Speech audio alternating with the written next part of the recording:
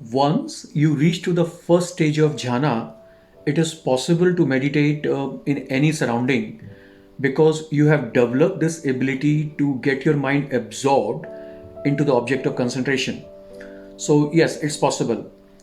However, if you are just a beginner or you have meditated only for a small time, you will find very difficult to meditate in an environment which is full of distractions or sound or disturbances.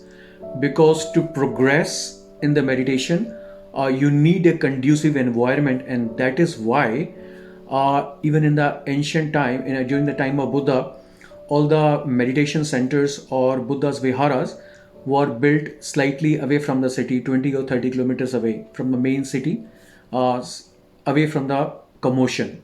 Because silence is the key, both basically for the monks as well as in the viharas where they live to progress in the meditation.